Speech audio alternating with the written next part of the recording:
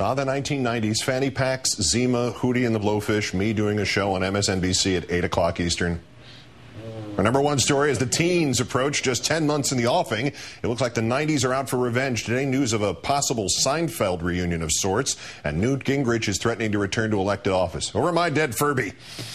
Yesterday, we learned that Michael Jackson was returning to the stage to do 10 shows in London this summer, hoping to regain his 90s magic, back when he was financially solvent and a responsible chimp owner.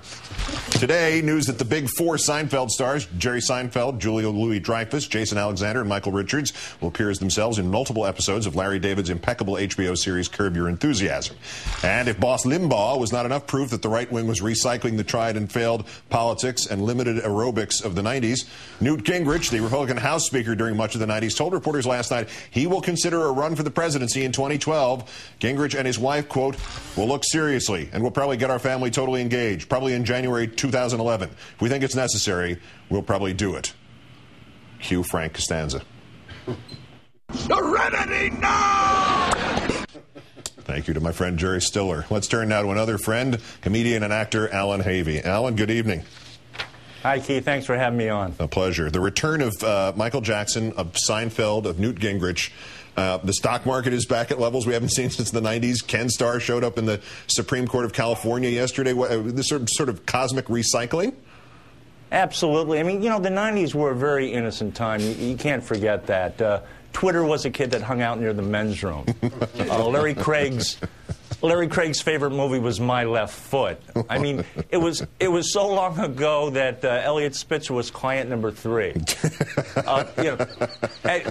Ken Starr, was here in California giving an oral argument in support of Proposition 8. But the gay community says as long as Ken's argument is oral, there is no argument. Is it? But the Republicans going back, the idea of the Republicans going back to Newt Gingrich and the 1990s for a future leader, is there some sort of lack of confidence that Joe the Plumber will be ready by 2012? What's this all about? Well, it's over for the Republican Party right now. Their stock is down. Newt is out. Newt's not funny. I'm praying, and other communities are praying for a Palin Joe the Plumber ticket. Yes. Palin has that wisdom, those eagle eyes, and Joe has the biggest snake in the business that could weed out any crap that gets in her way. So that's what we're hoping for out here. To Seinfeld, I mean, I know it has been on a rerun loop since the new episodes ended, but, it and Friends were essentially the last all-consuming live-action TV comedies. A lot of unhappy stuff has happened since Seinfeld went off the air. Is there a value to having some sort of cosmic value to having these four people back together again on TV? Oh, absolutely. I mean, and the fact that they're going to be on Curb, that's a great combination. And, I know a lot of bad stuff has happened to some of the Seinfeld people, but, Seinfeld was an innocent time. Think about it. The only N-word Michael Richards ever used was Newman. All right, we can deal with the Seinfeld return.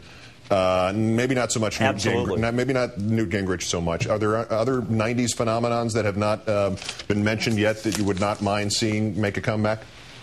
Well, this is my dream list from the 90s. I'd like to see Kurt Cobain, Dan Rather, and silicone breast implants come back. And if you put the implants on Dan, give him a plunging neckline, he'll knock Katie Couric off the air. Anything from the 90s you wouldn't want to see return as I contemplate that image? Oh, absolutely.